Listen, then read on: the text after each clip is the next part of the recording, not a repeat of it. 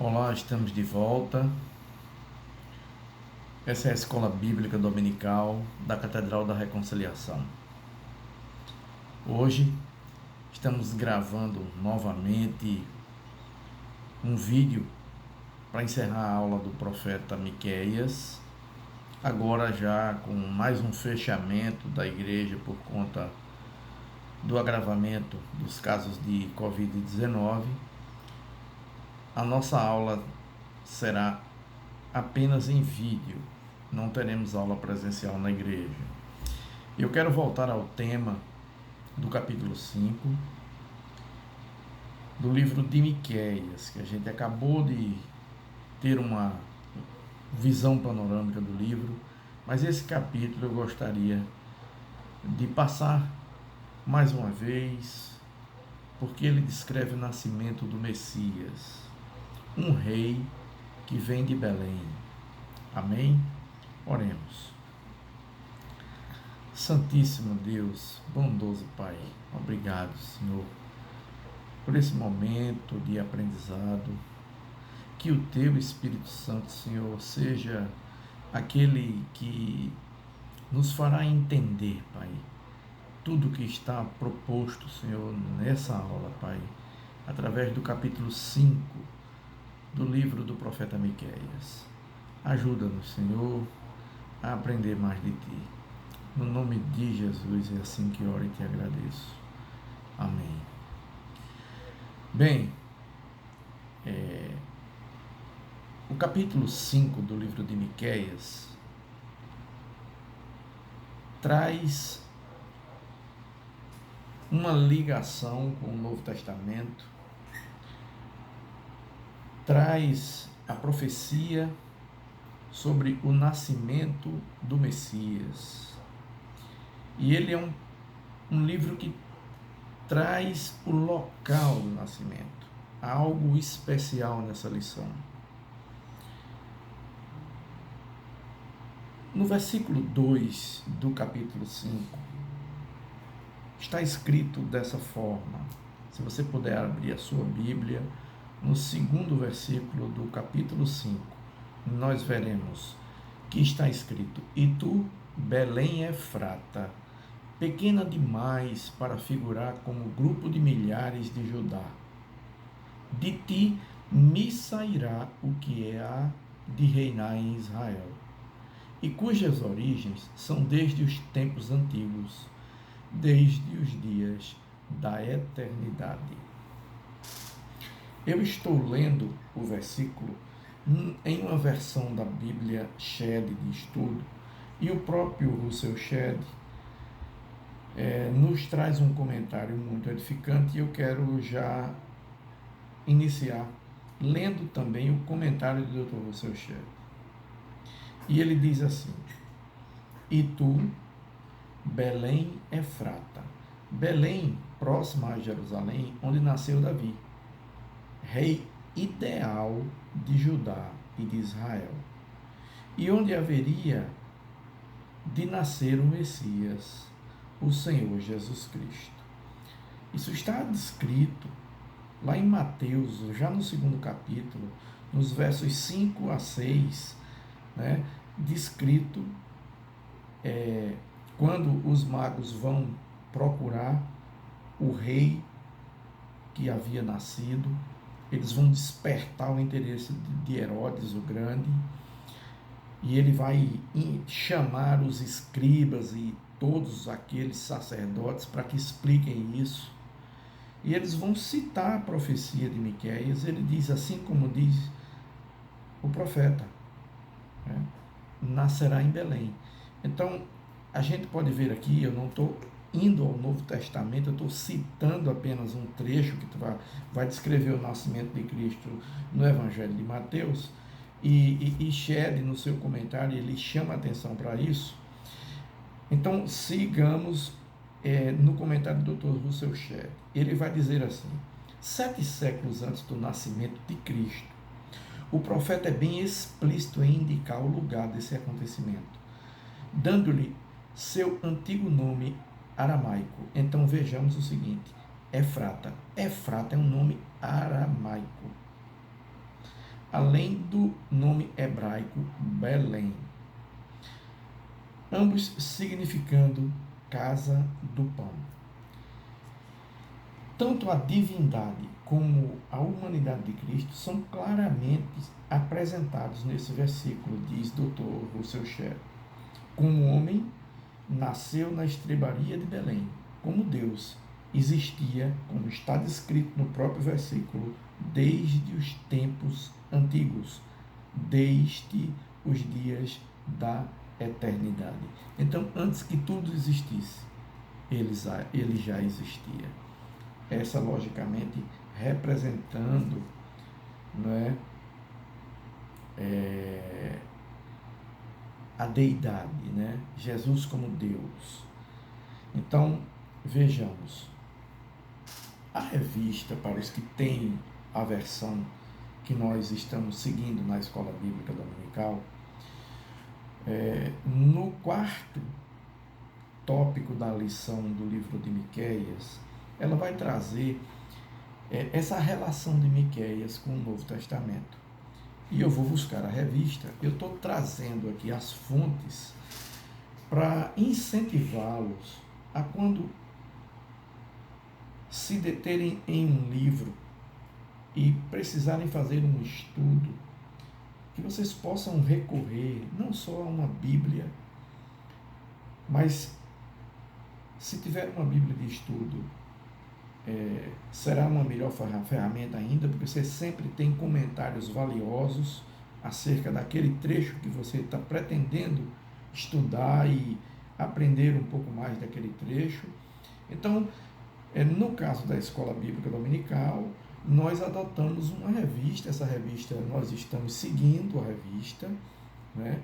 E hoje nós veremos que o quarto tópico que relaciona Miqueias e o Novo Testamento vai nos dizer o seguinte: a principal relação entre Miqueias e o Novo Testamento é a profecia do nascimento do rei messiânico em Belém, porque Belém era a terra de Davi, né? Então, sinalizando sua descendência real. Não só ele seria um descendente de Davi, como ele tinha uma descendência real. Ele seria o rei eterno, imortal. Então, e o cumprimento da aliança davídica, não é? Jesus é o cumprimento dessa aliança. Como já foi dito, essa profecia foi citada pelos sacerdotes e escribas como o lugar do nascimento do Messias. A revista traz o trecho que eu acabei de citar. Então eu quis iniciar com a leitura do início do capítulo 5, onde está descrito o nascimento, o local de nascimento, né? Aliás, corrigindo, não o nascimento, mas o local de nascimento, porque aqui o profeta está profetizando, ele está tendo uma visão dada por Deus e ele vai descrever acontecimentos futuros. E ele vai citar o local com precisão onde nasceria o Messias.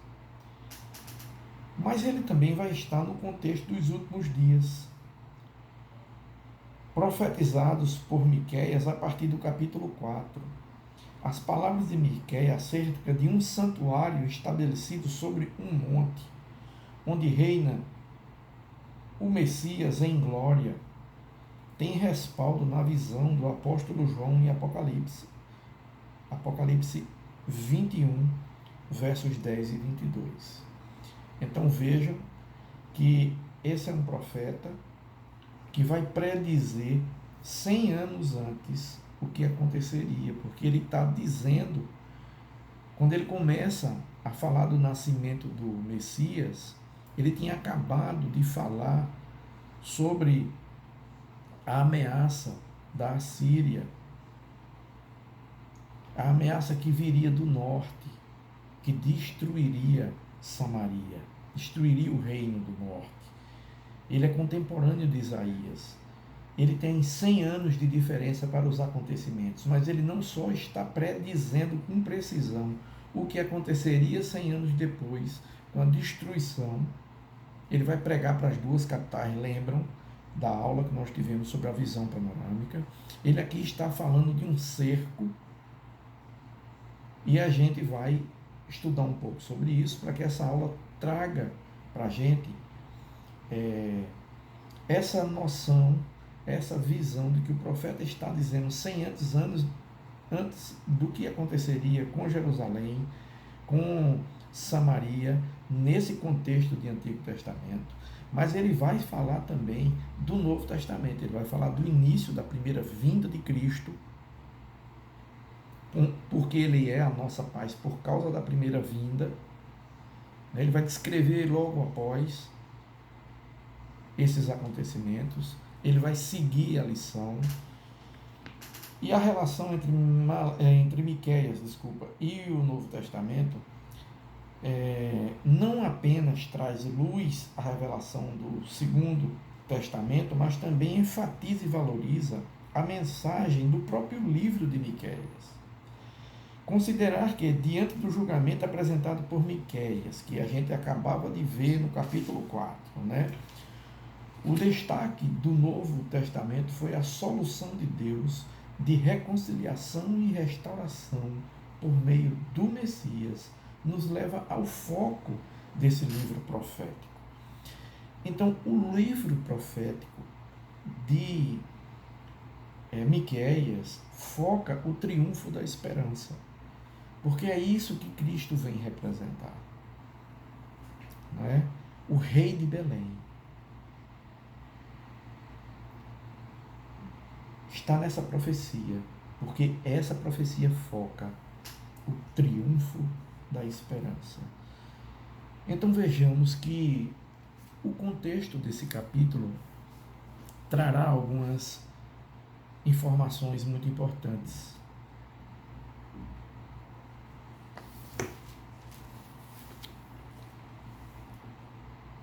Havia um cerco. Senaqueribe era uma ameaça muito real. E ele profetiza tudo como se fosse já uma realidade. Então é um profeta contemporâneo de Isaías, um profeta simples, Ele é tido como um profeta humilde, porque ele vai pregar ao povo, enquanto Isaías está pregando ao rei, está diante da corte. Esse é um homem simples. É a ele atribuída essa simplicidade, mas isso não é menosprezo, isso não é um entendimento de que ele é um profeta de menor importância. Ele é um profeta que vai descrever com precisão o lugar do nascimento, e é exatamente por causa desse profeta que os magos vão buscar o local de nascimento do Messias, o rei que vem de Belém. Amém? Então, eu queria estimulá-los a, quando ler um trecho da nossa Bíblia, buscar fontes seguras para ampliar o entendimento sobre o texto. Então, o que foi que eu fiz? Eu busquei uma Bíblia de estudo, a Bíblia Shed, a nossa revista, que tem o conteúdo programático das aulas que a gente ministra na Escola Bíblica Dominical, e eu busquei duas fontes seguras para ampliar o entendimento sobre esse capítulo. E eu fui a um manual que eu julgo ser de muita importância para quem gosta de ler a Bíblia, de entender a Bíblia, que é o Manual Bíblico da Sociedade Bíblica do Brasil. Eu queria também chamar a atenção que nenhum desses livros que eu estou citando, eu estou indicando a compra deles, Você fica inteiramente à vontade. Mas eu quero estimulá-los a ler fontes seguras, que venham ratificar, acrescentar de forma muito equilibrada, de forma muito verdadeira, o que está descrito na palavra do Senhor. Então é nesses momentos que esses biblicistas, esses exegetas, vão nos dar um reforço, vão ampliar o nosso entendimento. E aí é nesse sentido que eu quis trazer essa lição no dia de hoje sobre o capítulo 5, porque ela fala sobre o nascimento do Rei dos Reis, do Senhor da minha e da sua vida. Amém? Então veja o que está descrito no manual da Sociedade Bíblica do Brasil sobre esse capítulo. Ele já começa com um título que eu acho belíssimo, porque ele diz assim: um rei que vem de Belém. Agora, em meio ao cerco das tropas assírias, Miqueias fala de um redentor, o redentor por excelência, que viria como Davi no passado, de Belém. Como acontece com frequência nos profetas, diferentes horizontes históricos se fundem e acontecimentos de um futuro próximo e até distante se misturam com os do presente.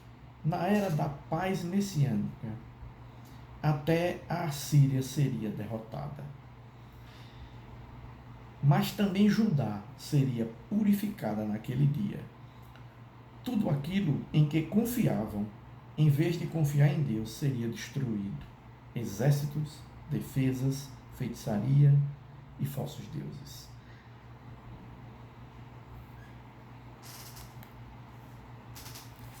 Esse capítulo, ele vai trazer esses trechos.